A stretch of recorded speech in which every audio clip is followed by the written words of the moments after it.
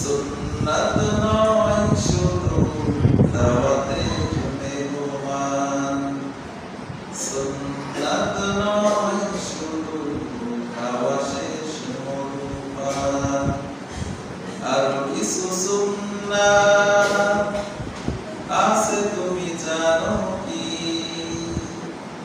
জানলে জীবনে কখনো দামি, আর কিছু সুন্নাত আছে তুমি জানো কি? জানলে জীবনে কখনো দামি। সুন্নাত শুধু নয় মাজলুম সহায়ক, সুন্নাত ওহুদে জালিমের প্রতিরোধ, সুন্নাত শুধু নয় নির্জন ধ্যানে যাওয়া, আর সুন্নাত হলো পাথরের আঘাত খাওয়া। মুহাব্বতে তার সুদিনের সাথী তুমি, দুর্দিনেও তার পাশে থাকো কি?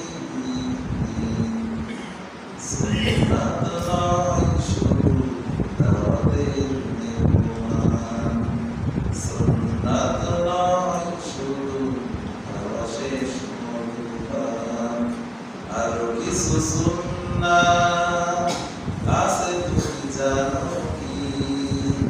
জানলে জীবনে কখনো দামি। সুন্নাত কোরআনের সমাজ বিনির্মাণে, বৈরী সকল পথ মাড়িয়ে চলা, সুন্নাত দাওয়াতের দিনের পাশাপাশি ইসলাম রক্ষায় হাতে তলোয়ার তোলা।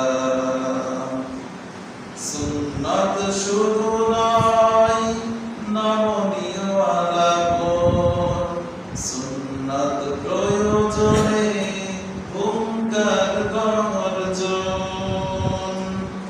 সুন্নাত শুধু নয় মেষ চরাতে যাওয়া, আর সুন্নাত হলো রাষ্ট্রনায়ক হওয়া। মুহাব্বতে তার খালিদ ওমর আলী আবু বকরের মতো পাশে থাকো কি? সুন্নাত নয় শুধু দাওয়াতের মেহমান, সুন্নাত নয় শুধু খাওয়া শেষ মধুপান, আরো কিছু সুন্নাত আছে তুমি জানো কি?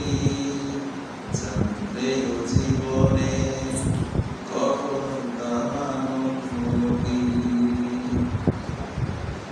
সুন্নাত শুধু নরম নরম সুন্নাত গুলো পালন করলে হবে না, বরং যে সুন্নাত গুলো আছে এগুলো আপনাকে পালন করা লাগবে।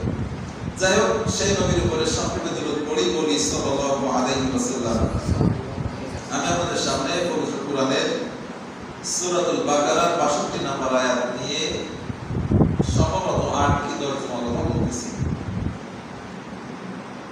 যাই হোক, এর ভিতরে অনেক কথা আছে, আজকে মোটামুটি শেষ করার চেষ্টা করব, যদিও শেষ করা সম্ভব না। আল্লাহ রাব্বুল আলামিন বলতেছেন, ইন্নাল্লাযীনা আমানু, নিশ্চয় যারা ঈমানদার, ওয়াল্লাযীনা হাদু ওয়ান নাসারা ওয়াস-সাবিঈনা মান আমানা বিল্লাহ, এবং ইহুদি, খ্রিস্টান এবং সাবি, এই তিন শ্রেণীর মধ্যে থেকেও যারা ঈমান এনেছে আল্লাহর উপরে, ওয়াল ইয়াউমিল আখির, কিয়ামত দিবসের প্রতি, ওয়া আমিলা সালিহান, এবং ঈমান আনার সাথে সাথে ভালো কাজ করেছে, ফালাহুম আজরুহুম ইনদা রাব্বিহিম, তাদের জন্য তাদের রবের কাছে রয়েছে মহা পুরস্কার, ওয়ালা খাউফুন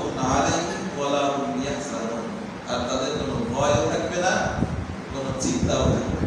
এই হচ্ছে আয়াতের অর্থ। আমি এই ইমানদার কারা আর ইমান ভঙ্গের কারণ কি এইগুলো সম্পর্কে বিস্তারিত আলোচনা করেছিলাম, মনে আছে? তাহলে ইমান আনতে গেলে চারটা শর্ত পালন করা লাগে। এক হচ্ছে আল্লাহর অস্তিত্বে বিশ্বাস, আল্লাহর গুণাবলীতে বিশ্বাস, আল্লাহর কুদরতে বিশ্বাস, আল্লাহর হুকুম আহকামে বিশ্বাস। এই চারটা শর্ত যদি কেউ পালন করে তাহলে তাকে ইমানদার হিসেবে গণ্য করা যাবে।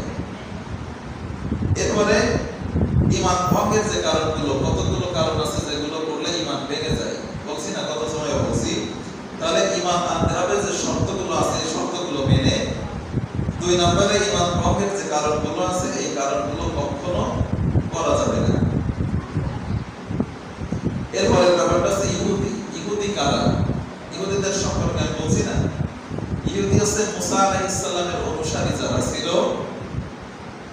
কোন ঐতিহাসিকগণ মুফাসসিরগণ বলেন যে হযরত ইয়াকুব আলাইহিস সালামের এক ছেলে ছিল, তার নাম হচ্ছে ইয়াকুব। এই ইয়াকুবের বংশ থেকে যারা এসেছিল তাদেরকে ইয়াহুদি বলা হয়। আর এই জায়গা ইহুদি দ্বারা আল্লাহ রাব্বুল আলামিন পথভ্রষ্ট যারা তাদেরকে বুঝিয়েছেন। তাহলে ইহুদিরা বর্তমানে ইহুদি জাতি আছে না নেই? এই যে ফিলিস্তিনের উপরে যে অত্যাচার জুলুম